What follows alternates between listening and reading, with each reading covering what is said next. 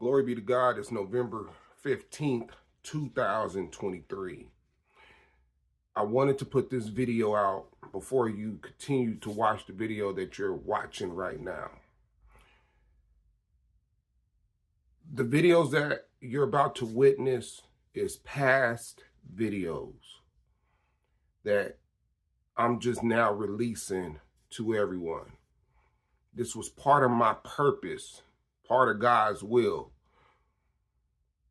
to expose the enemy, because that's what the Bible tells us to do, to expose the enemy.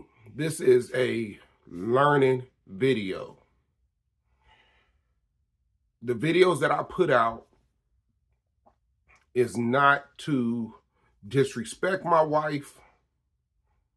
It's not to embarrass her, because I love my wife. I'm in love with my wife. I've been through this journey of spiritual warfare for a reason. And I hope everybody looks at these videos with a spiritual eye and a spiritual mind. And if you don't know the Word of God, get into it, read it, have a better understanding, and then come back and look at these videos. My videos, they all will have dates on the videos, so you can watch them in order. It's a reason why you have to watch them in order. You're going to see me grow in these videos. You're going to see how God maneuvered and changed things in my life in these videos. These videos is for everybody out there that may be going through the same thing I'm going through, but don't have no answers. Well, in these videos, I'm going to show you what spiritual warfare looks like. I'm going to show you how to fight and know the strategies of the enemy, like the Bible tells us. Why they do what they do. Trust me, I searched all over YouTube for the last 8 years, and I haven't came across nobody that's really had video evidence of demonic demons controlling people that they love, or somebody explaining through their experience on live of what just took place and why it's happening. I need y'all to go back and watch my testimony series so you can have a better understanding of who I am, and watch these videos in order. I will put the dates on them, and my thumbnails will be color coordinated for the years from the time I started until today,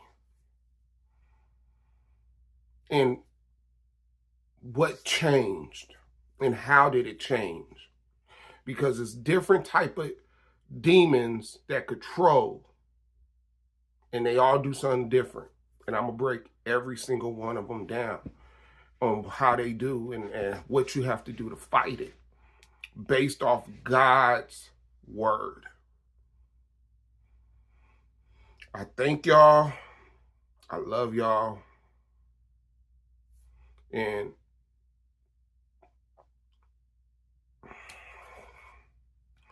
just know I did this for y'all. I did this for y'all. I love y'all. I don't even know y'all, but I love y'all. I love it. I love each and every one of y'all, because this was bigger than me. It was bigger than me. It was bigger than my wife. It was for y'all. This is what God wanted me to do. Enjoy the video.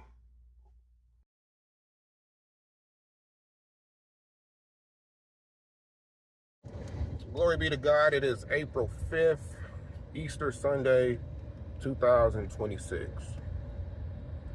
Just dropped off my daughters at the police station. Babysitter was there to pick them up again. Now, what I've been noticing, the enemy will use distractions to take you off your game, to stop praying and stop fasting and be in your feelings, right? But when the distractions don't work, he don't use it on you no more, okay?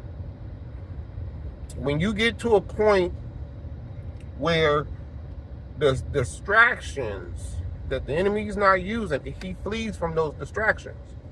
Now, either they're trying to figure out what else can we do to get them upset, get them mad, get them out, get them in their feelings, make them do a hasty decision, right?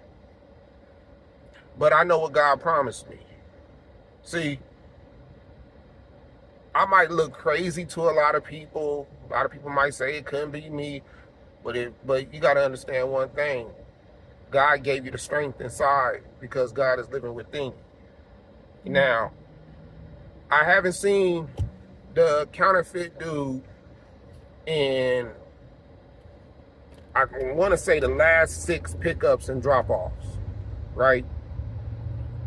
The last 6 pickup and drop-offs. No, last 8 pickups and drop-offs. That's me picking them up. That counts as 1, dropping them off, that's 2, right?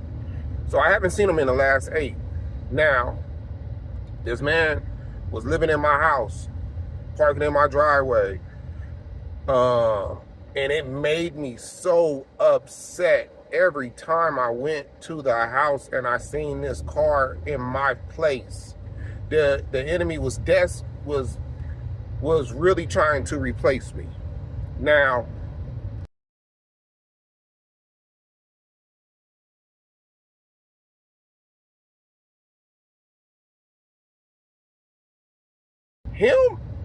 me and my wife is still married. She filed, but that don't mean it's went through. She done did that plenty of times. Now, I'm not worried about the marriage because I already know God is gonna bring it back. I already said to myself a long time when I received those papers, I laughed to myself like, okay, I done seen this before. And even if she does, even let's say it goes through, God is going to return my wife back to me. But I don't think that they're together. Now, I was over there in her area this past Monday, right? Or last Monday. I had to go to the eye doctor, pick up some shades. I want to say it was this past Monday. And I could have drove by the house, even though I'm not supposed to. That would have let the enemy know what he's doing is still bothering me. I could have asked my daughter, do James still live with you? Is your mommy and James still together? Why would I? I would have let the enemy know it still bothers me. See, the enemy knows that I know his tricks, his games, his strategies, it's not working no more, so he's going to flee. This is what it means when it says, submit to the Lord and refuse the enemy, and the enemy will flee. I've been trying to figure that out for years, but now I see what it means. Now I have an understanding.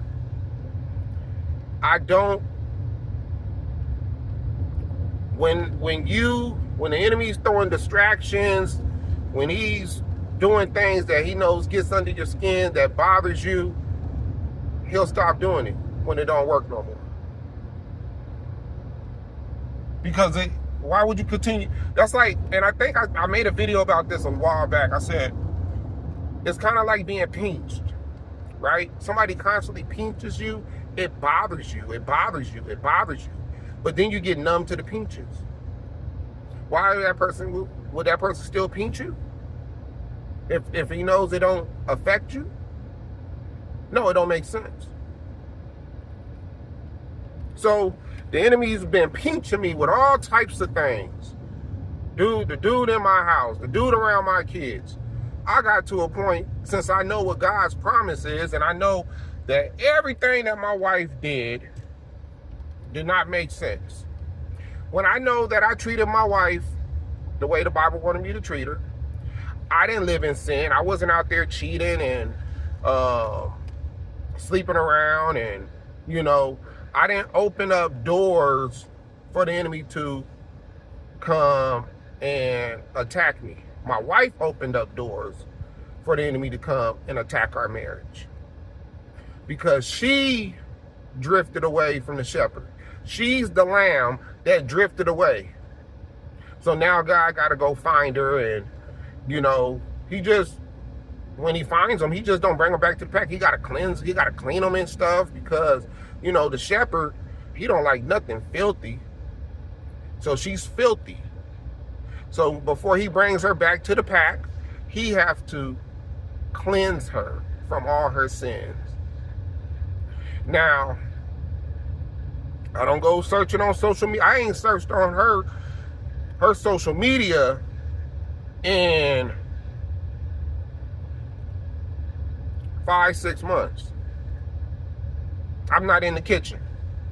I'm not worried about when it's gonna come back, when God is gonna send my wife back. I could go by what the prophets is telling me. They're letting me know it's gonna happen. They just don't give me a date. God ain't give me a date. He just said it's gonna happen. But I know it's not one of these things. If I continue to do what I'm supposed to do, praying and fasting daily, praying every day, fasting, talking to God throughout the day, reading the word, it ain't something that's gonna be like, oh, for the next 4 years, it's gonna take 4 years to clean them. Now I could put a delay on it. I could delay it if he sees that I'm not in right standing. Let's say I start going on dates. God didn't say, Rashad, go on dates while I clean up your wife. No. But the promise still stands. It just delays the promise. It will delay the promise.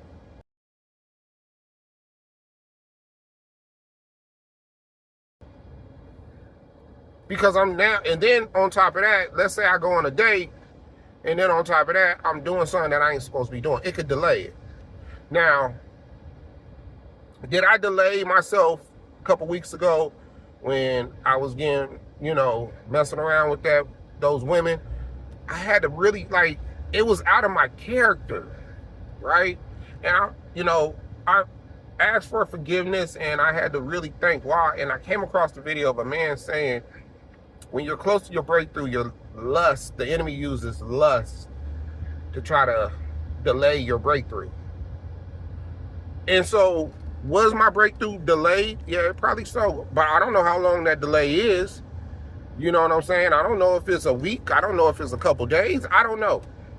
But I know now, if I do go out, I can't allow my lust, my flesh, to take me there. To allow it, even if I'm not pushing up on it. Because I never pushed up on it. It was offered. And I didn't have the strength to say, nah, I'm cool, I'm good.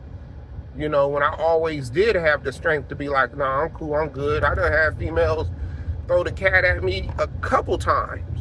More since I've been married. I done had females, I done made videos about it. Like I said, I'm gonna tell y'all the good, the bad, and the ugly. I'm not gonna hold anything back. I'm not perfect. Never once said I was perfect. I just said I follow God's word. I believe in his word. But the thing is, women, see, look, this is the dangerous part.